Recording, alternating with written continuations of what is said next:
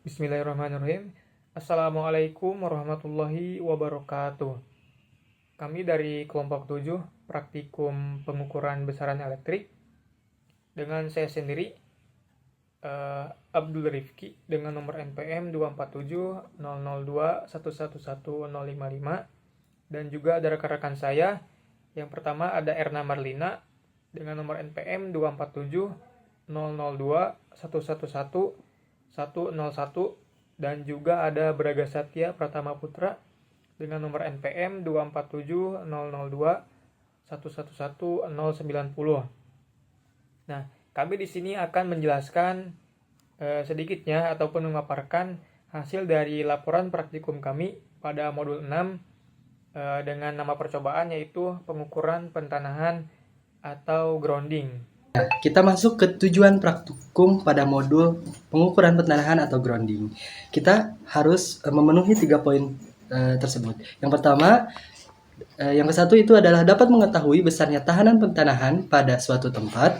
Kemudian yang kedua, dapat memahami prosedur penggunaan alat ukur earth tester dan earth clamp. Yang ketiga, dapat mengoperasikan alat pengukur tahanan tanah serta mengetahui prinsip kerja ground earth tester dan earth clamp. Nah, untuk modul ini, dasar teori yang kita dapat di sini, yaitu pentanahan grounding adalah merupakan suatu mekanisme di mana daya listrik dihubungkan langsung dengan tanah atau bumi. Pentanahan merupakan bagian dari sistem proteksi, kemudian bertujuan utamanya itu adanya pentanahan adalah menciptakan jalur low impedance atau tahanan rendah terhadap permukaan bumi atau gelombang listrik dan transient voltage. Adapun pengamanan pada badan peralatan dan instalasi dengan bumi atau tanah sehingga manusia terhindar dari sengatan listrik, serta mengamankan komponen-komponen instalasi dari bahaya tegangan atau arus abnormal. Keamanan dan keandalan wajib dibutuhkan dalam melakukan rancang bangun instalasi sistem tenaga listrik pada suatu bangunan guna melindungi dan mengurangi dampak kerusakan akibat sambaran petir.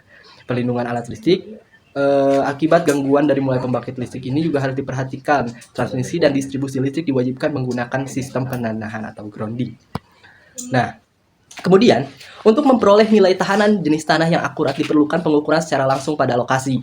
Jika diperlukan di lapangan harus disiapkan hubungan atau koneksi yang mudah dilepas untuk dapat diadakan pengukuran pada tiap-tiap elektroda. Sistem pentanahan untuk konsumsi listrik perumahan memang jarang digunakan, namun untuk gedung dengan konsumsi yang besar itu harus wajib ada ya, karena nilai pentanahan yang sesuai ini persyaratan umum instalasi listrik atau disingkat PUIL 2011 yaitu 0 sampai dengan 5 ohm. Suatu bangunan untuk menghindari bahaya sambaran petir membutuhkan nilai resistansi grounding kurang lebih 5 ohm, sedangkan untuk grounding peralatan elektronik membutuhkan nilai kurang dari 3 ohm. Kemudian adapun beberapa faktor yang mempengaruhi dari nilai tahanan pentanahan, yaitu kedalaman elektroda, diameter elektroda, jenis tahanan tanah, dan jumlah batang elektroda. Earth clamp merupakan alat ukur grounding yang berfungsi mengukur resistansi tanah dengan cara mendeteksi arus yang mengalir melalui sistem grounding. Alat ini terdiri dari kepala clamp dan dipasang di sekitar konduktor tanah, seperti kabel grounding atau tongkat grounding. Perangkat ini dapat dilakukan tanpa melakukan pemutusan koneksi grounding. Earth clamp ini juga dapat digunakan untuk mengukur arus tanah yang beredar melalui sistem grounding untuk mendeteksi adanya kebocoran arus atau masalah yang lainnya. Nah, di sini saya akan menjelaskan alat dan lokasi pengukuran. Pada bagian ini saya menjelaskan alat yang digunakan yaitu earth clamp. Alat ini berfungsi untuk mengukur tahanan grounding tanpa perlu melepas atau mencabut elektrodanya. Earth clamp bekerja dengan menghasilkan arus uji kecil, kemudian membaca nilai impedansi total dari sistem pentanahan. Lokasi pengukurannya, pengukuran dilakukan di beberapa titik elektroda pada bangunan yang berbeda. Tujuannya untuk membanding kualitas pentanahan di setiap lokasi dan memastikan konsisten nilai hasil ukur. Adapun lokasi pengukurannya yaitu yang pertama ada gedung informatika, yang kedua gedung sistem informasi, yang ketiga ada gedung teknik sipil, yang keempat ada gedung kelas elektro. Berikut adalah prosedur ketika menggunakan earth clamp. Pertama, kita memastikan bahwa sistem grounding sudah terpasang dan terhubung dengan baik ke tanah. Yang kedua, pastikan tidak ada kabel yang terbuka atau sambungan yang longgar pada grounding. Selanjutnya, hidupkan earth clamp tester, kemudian lakukan kalibrasi atau auto zero bila diperlukan. Yang keempat, pastikan area di sekitar batang pentanahan aman, tidak basah dan bebas gangguan. Yang kelima, setelah alat siap digunakan, buka earth clamp pada jepitannya pada konduktor grounding utama, biasanya kabel tembaga yang menuju elektroda tanah. Yang keenam, klem harus tertutup rapat dan tidak ada kabel lain di dalam lingkaran. Yang ketujuh, tekan tombol measure atau start untuk melalui pengukuran. Yang kedelapan, tunggu beberapa detik hingga alat menampilkan nilai tahanan dalam satuan ohm. Yang kesembilan, catat pengukuran pada tabel percobaan. Nah, yang ke-10, jika sudah selesai, lepaskan klem dengan hati-hati, kemudian matikan alat dan kembalikan ke tempat penyimpanannya. Selanjutnya, kami akan masuk ke bagian berikutnya, yang akan disampaikan oleh Abdul Rifki. Baik, di sini saya akan menjelaskan bagian pada tabel hasil pengukuran. Modul 6 yaitu mengenai pentanahan atau grounding. Nah, setelah kita melaksanakan atau pengambilan data dari hasil praktikum, dapatkanlah hasil dalam suatu tabel ini. Yang dimana pada percobaan 1 pada gedung informatika, nilai tahanan dari pentanahannya yaitu 2,67 ohm dengan kondisi tanah yang lembab.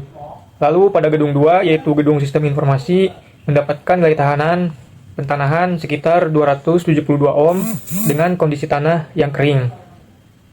Lalu yang ketiga, pada gedung teknik sipil mendapatkan nilai tahanan sekitar 22,7 ohm dengan kondisi tanah yang kering.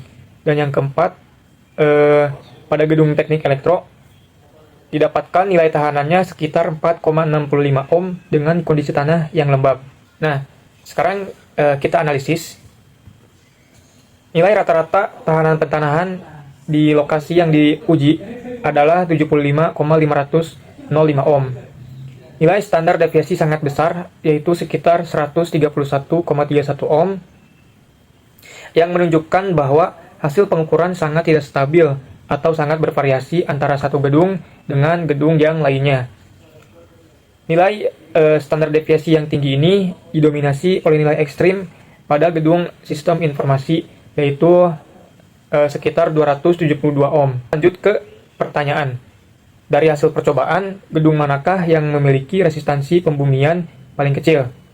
Nah, berdasarkan hasil pengukuran yang dicantumkan dalam tabel, kita dapat menjawab pada gedung informatika lah yang memiliki resistansi pembumian paling kecil, yaitu sekitar 2,67 ohm. Lalu yang kedua, dari hasil percobaan, gedung manakah yang memiliki resistansi pembumian yang paling besar? Kita lihat dari tabel lagi, bahwasanya gedung sistem informasi lah yang memiliki resistansi pembumian paling besar, yaitu 272 ohm. Dan yang pertanyaan 3, bandingkan hasil percobaan dan apakah yang menyebabkan resistansi pembumiannya besar atau kecil. Kita jawab, pada hasil percobaan menunjukkan variabilitas yang sangat tinggi, sekitar atau standar deviasinya itu sekitar 131,31 ohm. Nah, adapun penyebab utamanya, perbedaan ini adalah kondisi tanah yang hujan pada saat kami praktikum. Pada gedung informatika mendapatkan 2,67 ohm dan teknik elektro mendapatkan 4,56 ohm. Nah, ini memiliki resistansi kecil karena kondisi tanah yang lembab. Pada gedung teknik sipil mendapatkan 22,7 ohm dan sistem informasi pada gedung sistem informasi mendapatkan 272 ohm, memiliki resistansi besar karena kondisi tanah yang kering. Nah, jadi kesimpulannya, berdasarkan hasil pengukuran kami dan perbandingan dengan persyaratan umum instalasi listrik atau PUIL 2011 yang menetapkan batas amannya yaitu 0 sampai 5 ohm, kita dapat menyimpulkan bahwasanya pada gedung informatika yang nilai tahanannya sekitar 2,67 ohm ini sesuai dan sangat baik. Nilai ini memenuhi standar PUIL umum. Lalu pada gedung teknik elektro, di mana kita mendapatkan nilai tahanannya 4,65 ohm, ini juga sesuai. Nilai ini memenuhi standar PUIL 2011 dan standar proteksi listrik.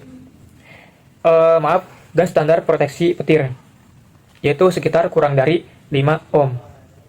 Lalu yang ketiga, pada gedung teknik sipil, kita mendapatkan nilai tahanan sekitar 22,7 ohm. Nah, ini tidak sesuai. Nilai ini jauh di atas ambang batas 5 ohm, atau keluar dari ambang batas standar PUIL 2011, yaitu kurang dari 5 ohm, sehingga sistem pentanahannya tidak aman. Nah, lalu yang keempat, pada gedung sistem informasi, kita mendapatkan nilai tahanan yang cukup besar, sekitar 272 ohm. Ini jelas tidak sesuai dan berbahaya. Nilai ini menunjukkan bahwasanya sistem pentanahan tidak berfungsi dengan baik, yang sangat berisiko terhadap gangguan atau kegagalan proteksi alat dan keselamatan manusia.